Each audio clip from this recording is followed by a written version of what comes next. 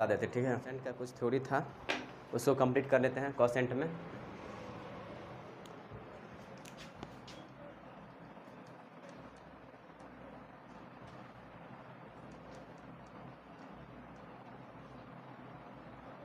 चलो इसको देख लो, कोसेंट एंड डिवीजन में या इसी को डिवीजन कहा जाता है।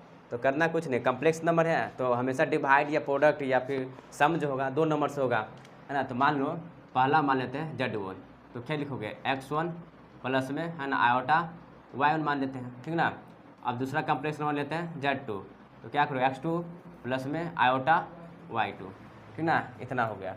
अब हमको क्या करना है, डिवीजन करना है, समझे। तो Z1 बाय क्या करोगे Z2, है ना, Z1 बाय Z2, ठीक ना। तो चलो Z1 बाई Z2 करेंगे तो देखो Z1 कितना है x1 प्लस में आयोटा y1, नीचे में x2 प्लस में, है ना, आयोटा y2, सॉरी क्रॉस करते हैं, है ना, रेशनलाइज कर दो, है ना। यानी जो नीचा में है उसी को ऊपर नीचे क्या करना है, गुना करना है, ठीक है। तो कर दो, तो क्या हुआ x2 माइनस में आयोटा, है ना, y2, नीचे x2 माइनस में आयोटा, है ना, y2 हो गया।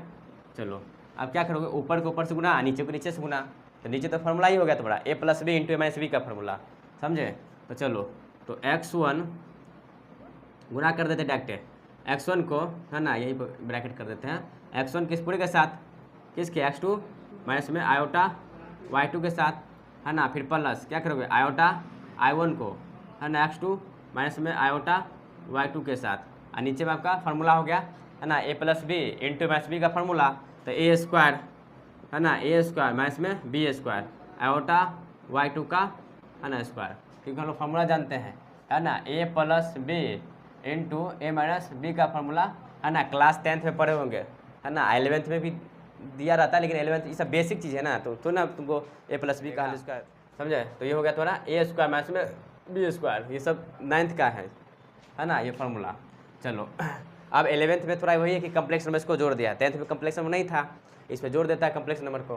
तो देखो इसको जब गुना करोगे तो क्या लिखोगे, है ना, x1, है ना, x2, ठीक है, फिर इधर माइनस आयोटा, है ना, x1 y2, ठीक है, फिर प्लस, है ना, इसके साथ तो क्या लिखोगे, है ना, x2, ठीक है, y1, और आयोटा को पहले ही लगा दो, ठीक ना, आयोटा को पहले लगा दो, ठीक है, फिर प्लस माइनस माइनस, ठीक ना, यहाँ पर प्लस माइनस माइनस। तो आयोटा आयोटा के साथ करेंगे तो क्या होगा आयोटा स्क्वायर, ठीक ना, आयोटा स्क्वायर, और नीचे में कितना y1 y2, ठीक है, नीचा यहाँ पर, ठीक है। देखो इसका करोगे तो क्या लिखोगे यहाँ पर, है ना, एक्स स्क्वायर का स्क्वायर, यहाँ पर है माइनस, क्या करोगे आयोटा का स्क्वायर, है ना, आयोटा का स्क्वायर और y2 के स्क्वायर, इतना हुआ, ठीक ना। यहाँ बता दें, ठीक है। चलो तो देखो अब लिख लो x1 x2, है ना, माइनस में आयोटा यहाँ है, आयोटा है तो कॉमन ले लेती दोनों में से, तो आयोटा कॉमन ले लो, तो माइनस आयोटा कॉमन लेंगे तो आपके पास बचा x1, है ना, y2, और प्लस में माइनस कॉमन लिए है तो माइनस लिए तो माइनस हो जाएगा, फिर जब माइनस बाहर लोगे तो अंदर में माइनस रह जाएगा, ठीक ना। कितना है x2 और y1, ठीक ना, ये हो गया।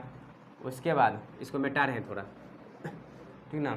चलो अब क्या है, आयोटा का स्क्वायर क्या देगा, माइनस प्लस प्लस कर दे, क्योंकि आयोटा का मान, आयोटा स्क्वायर का मान -1 होगा, तो माइनस इसका एगो माइनस प्लस हो गया, तो क्या लिखोगे y1 और y2, ठीक ना।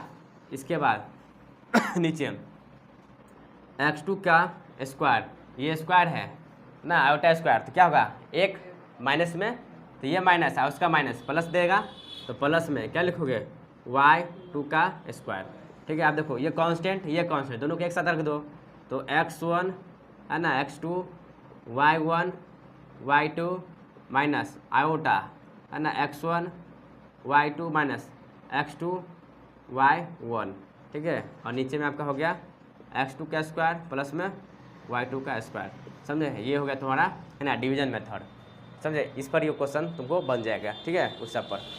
बाकी कहीं दिक्कत है तो बताओ, कुछ नहीं, आसानी था, है ना, बेसिक चीज़ वही